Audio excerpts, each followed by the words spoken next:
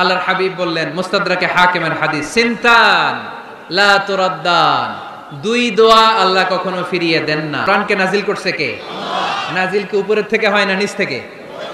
তার মানে ওয়া আনজালনাল হাদিদ, লোহাকেও আল্লাহ এইভাবে নাজিল করছে। কোরআন যেমনি উপর থেকে নিচে, ফ্রম আপ টু ডাউন, বৃষ্টি যেমনি উপর থেকে নিচে, তেমনি লোহাকেও উপর থেকে নিচে নাজিল করেছে কে? কোরআনের এই আয়াত থেকে বোঝা যায় লোহা পৃথিবীর উপাদান নয়, লোহা নিশ্চয়ই বাইরে থেকে এসেছে। সায়েন্স বর্তমান সময়ে এটাই বলছে, চিল্লায় কোন সুবহানাল্লাহ। সায়েন্স বলছে লোহার একটা মলিকিউল তৈরি করতে যে টেম্পারেচার বা তাপ লাগে, এটা পৃথিবী তো দূরের কথা, সূর্যের ভেতরেও নাই। 1 কোটি ডিগ্রি সেলসিয়াসের তাপমাত্রা ছাড়া লোহার কোনো অণু পৃথিবীতে তৈরি হওয়া সম্ভব না। চিল্লায় বলো ঠিক কিনা? এত বেশি তাপমাত্রা, সৌরজগতের সব গ্রহ নক্ষত্রের তাপমাত্রা একসাথে মিলালেও চলবে না। তার মানে কোরআন যা বলেছে আর সায়েন্স যা বলেছে মিল আছে না নাই? এরপরে কোরআন পাহাড়ের ব্যাপারে বলেছে, ওয়াজআলনাল জিবালা আওতাদা, আমি পাহাড়গুলোরে পেরেকের মতো জমিনে ঢুকিয়ে দিয়েছি। সুবহানাল্লাহ। তাহলে পাহাড়কে আল্লাহ তাআলা পেরেকের সাথে তুলনা করলেন। কিসের সাথে? পেরেক চিনেন?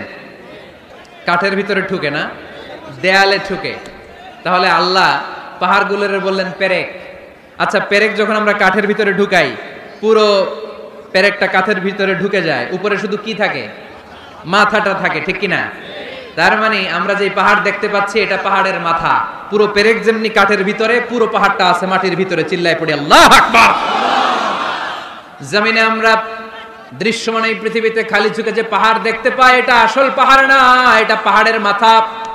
যেমনি পেরেক যখন কাঠের ভিতরে ঢুকে দেই, পুরো পেরেকটা কাঠের ভিতরে ঢুকে যায় কি যায় না? পেরেক নিয়ে যখন আমি হাতুড়ি দিয়ে মারলাম, পুরো পেরেকটা কই যায়? কাঠের ভিতরে, তাই না? তার মানে খালি চোখে যে পাহাড় দেখি, এটা পেরেকের মাথা যেমনি একটু দেখা যায়, এটা পাহাড়ের মাথা। আসল পাহাড় মাটির ভেতরে, উপরে যদ্দূর দেখা যায় তার কমসে কম 10 গুণ পাহাড় মাটির ভিতরে রেখে দিয়েছে কে?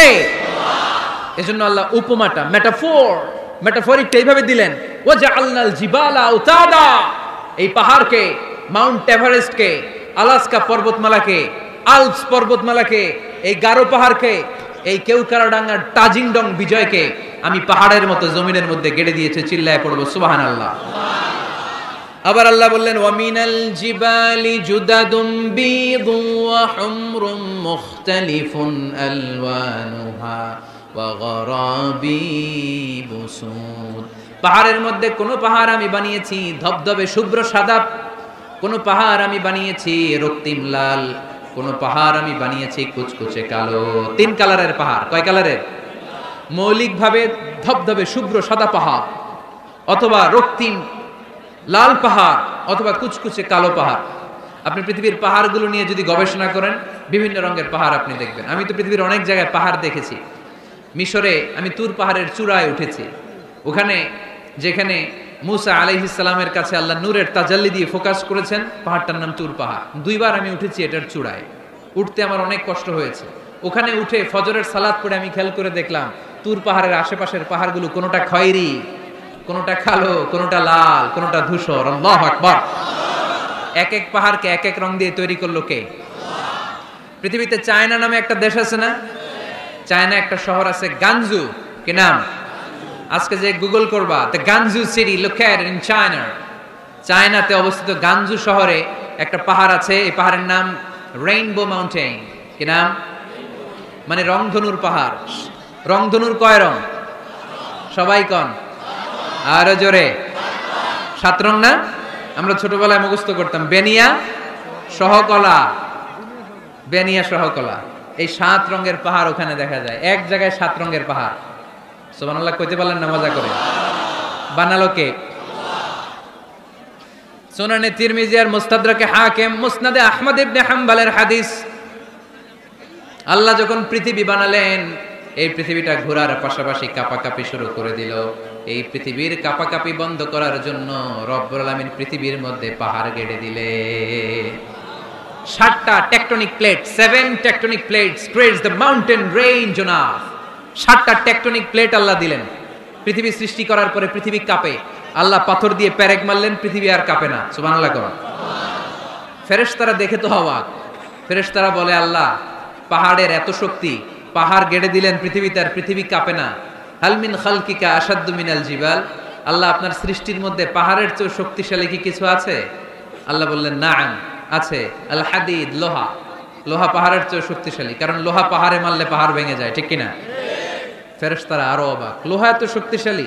হাল মিন খালকিকা আশাদ্দু মিনাল হাদিদ, আল্লাহ তাহলে লোহার চেয়ে শক্তিশালী মনে হয় কিছু নাই, আছে? আল্লাহ বললেন নাআম, আছে। আন্নার, আগুন, কারণ আগুনের মধ্যে লোহা ফেলে দিলে লোহা গলে যায়, ঠিক কিনা? ফেরেশতারা তো আরো অবাক। ফেরেশতারা বলে তাই নাকি? আগুন এত শক্তিশালী, তো হাল মিন খালকিকা আশাদ্দু মিনান নার, আল্লাহ আপনার সৃষ্টিতে আগুনের চেয়ে শক্তিশালী কিছু আছে? আল্লাহ বলে আছে। আলমা, পানি, কারণ আগুনের মধ্যে পানি ঢাললে আগুন পাওয়া যায়। ফেরেশতারা তো এবার আরো অবাক, পানি এত শক্তিশালী। হাল মিন খালকিকা আশাদ্দু মিনাল মা, আপনার সৃষ্টিকুলের মধ্যে পানির চাইতে শক্তিশালী কি কিছু আছে? আল্লাহ বলে আছে। সেটা আবার কি? আল্লাহ বলে আর রিহ, বাতাস। বাতাস যখন সাগরের পানির মধ্যে উচ্ছ্বাস মারে তখন এটা জলোচ্ছ্বাস হয়ে যায়, ঠিক কিনা? বাতাসের ধাক্কায় পানি জলোচ্ছ্বাস হয়ে এক জায়গা থেকে আরেক জায়গায় যায়। আল্লাহ বললেন পানির চাইতেও শক্তিশালী সৃষ্টি আমার আছে, ওইটার নাম বাতাস। ফেরেশতারা অবাক হয়ে আবার জিজ্ঞেস করে, আল্লাহ আপনার সৃষ্টিকুলের মধ্যে বাতাসের চাইতেও শক্তিশালী কিছু আছে কিনা বলেন। আল্লাহ বললেন আছে। বাতাসের চাইতেও শক্তিশালী হলো আমার আশরাফুল মাখলুকাত মানুষ। মানুষ শক্তিশালী ওই মানুষ যে মানুষ গোপনে দান করে। গোপনে আল্লাকা সিররুন ইনদাল্লাহ বাইনাকা আনতা ওয়া বাইনাল্লাহ, আল্লাকা সাদাকাতুন তাখফা লা ইয়ালামুহা ইল্লাল্লাহ, আল্লাকা সিররুন ইনদাল্লাহ বাইনাকা আনতা ওয়া বাইনাল্লাহ, আল্লাকা সাদাকাতুন তাখফা লা ইয়ালামুহা ইল্লাল্লাহ। পড়তে হবে আল্লাহু আকবার। গোপন দান যিনি করে তিনি সবচাইতে শক্তিশালী, ঠিক কিনা? নাকি অমুক ভাই বিশিষ্ট সমাজ সেবক 2 লক্ষ টাকা, বলেন মারহাবা, এইভাবে দান করবেন? মারহাবা করলেও আসি, না কইলেও আসি, ঠিক কিনা? মারহাবা যদি বলে দেন, সমস্যা নেই। মারহাবা না বললেও দিবেন। তাহলে খুশি কে?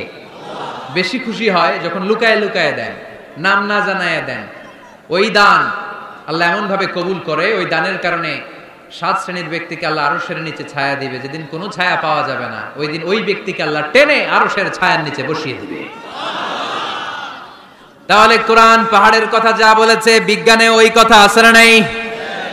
এরপর কোরআন বলেছে আলাম তারা আন্নাল্লাহ ইউসজি সাহাবান সুম্মা ইউআল্লিফু বাইনাহু সুম্মা ইয়াজআলহু রুকামান ফাতারাল ওয়াদকা ইয়াখরুজু মিন খিলালিহি, আল্লাহ সাগরের পানিগুলোরে তারায় মেঘ বানায়, আকাশে নেয়, বৃষ্টি নাজিল করে।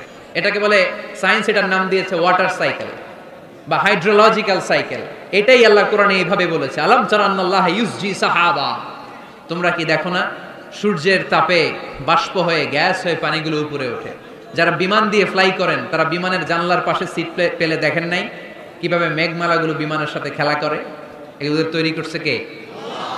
তার মানে কোরআন যা বলল বিজ্ঞান তাই বলে। সানশাইন, সূর্যের প্রখর তাপে পানিগুলো বাষ্প হয়ে উপরে যায়, ঘনীভূত হয়, কন্ডেনসেশন, কন্ডেন্সড হয়, ঘনীভূত হয়, মেঘমালা হয়। ওই মেঘ থেকে ঝিরি ঝিরি ঝিরি ঝিরি বৃষ্টি নাজিল করে কে? আমাদের ফসল খেতে গরু যদি খাইতে আসে আমরা তারাই না? আল্লাহ কয় তুই তোর ফসল ক্ষেত বাঁচানোর জন্য গরু তারাস, আমি তো আকাশে মেঘ তারাই। তোর এখান থেকে যে ফসল আসে, এখানে ফসল উৎপাদনের জন্য পরিশ্রম তুই একা করস নাই, আমারও পরিশ্রম আছে। আর বিজ্ঞান যা বলেছে মিল আছে না নাই? আকাশে মেঘমালা দেখলে বিষ্ণু ইসা ইসলাম ভয় পেয়ে যেতেন, দোয়া পড়তেন আল্লাহুম্মা সাইয়্যিবান নাফিআ, আল্লাহ উপকারী বৃষ্টি দেন। বৃষ্টি দেখলে, মেঘ দেখলে আল্লাহ রাসূল পেরেশান, একবার ঘরের ভিতরে আরেকবার বাইরে, একবার ভিতরে আরেকবার বাইরে। আম্মা জান বলতেন ইয়া রাসূলুল্লাহ আকাশে মেঘ দেখলে আপনি পেরেশান হন কেন? আল্লাহ রাসূল কেঁদে কেঁদে বলতেন আয়েশা আমি জানি না এই বৃষ্টি আর তুফান থেকে মদিনায় সজীব শ্যামল ঘাস লতা পাতা জন্মাবে, নাকি এর মধ্যে থেকে বজ্রপাত এসে আমাদের পাপের কারণে আল্লাহ মদিনাটারে জ্বালিয়ে দিবে, আমি জানি না। আমরাও যে আকাশে মেঘমালা দেখি, আমরা কি জানি এটা কি রহমতের মেঘ না আযাবের মেঘ? জানি আমরা। তারপরও বৃষ্টি আসলে আমাদের গান আছে না নাই? বৃষ্টি আসলে দেখবেন গান লাগায় দেয়, বৃষ্টি পরে টাপুর টুপুর ওই কয় পায়ে দিয়ে সোনার নূপুর, সব মুখস্থ। এগুলো করা যাবে না। বৃষ্টি দেখলে দোয়া পড়তে হবে, আল্লাহুম্মা সাইয়্যিবান নাফিআ, আল্লাহুম্মা আসকিনা গাইসান মুগীসান মারিআন মারিআন নাফিআন গায়রা দার আজিলান গায়রা আজিল। আল্লাহ, এই মেঘমালা থেকে এমন বৃষ্টি দাও যেই বৃষ্টি আমাদের জন্য কল্যাণকর, যেই বৃষ্টিতে ঘাস লতা পাতা জন্মায়, যে বৃষ্টিতে আমাদের গবাদি পশুর জন্য রিজিক থাকে। কল্যাণকর বৃষ্টি দাও আল্লাহ, ক্ষতিকর বৃষ্টি দিও না, তাড়াতাড়ি দাও, দেরি করো না। চিল্লায় পড়েন আমিন। আল্লাহর হাবিব বললেন, মুস্তাদরাকে হাকিমের হাদিস, সিনতান লা তুরাদ্দান, দুই দোয়া আল্লাহ কখনো ফিরিয়ে দেন না। কয় দোয়া? এক হচ্ছে ইনদান নিদা, আজানের পরে যে দোয়াটা করা হয়, আজান আর একামতের মাঝখানে দোয়া, আজানের সময় দোয়া, এই দোয়া আল্লাহ ফিরিয়ে দেয়, একটা গেল। দুই নাম্বার হচ্ছে তাহতাল মাতর, বৃষ্টির নিচে দাঁড়িয়ে দোয়া করলে ওই দোয়া কবুল করে কে? আর আমরা বৃষ্টির নিচে দাঁড়িয়ে আঁকা বাঁকা মেঠো পথে কোন রূপসী হেঁটে যায়, আছে না নাই? বৃষ্টি আসলে আমরা ভাবুক হয়ে যাই, দরজা জানলা বন্ধ করে দিয়ে অনেকে গান বাজনা ছেড়ে দেয়, হিন্দি গান লাগায় দেয়। তো জন্য বৃষ্টি নাজিল হলে আমরা যেন আল্লাহর কাছে দোয়া করি। বৃষ্টির সময় দোয়া করলে ওই দোয়াটা কবুল করে কে?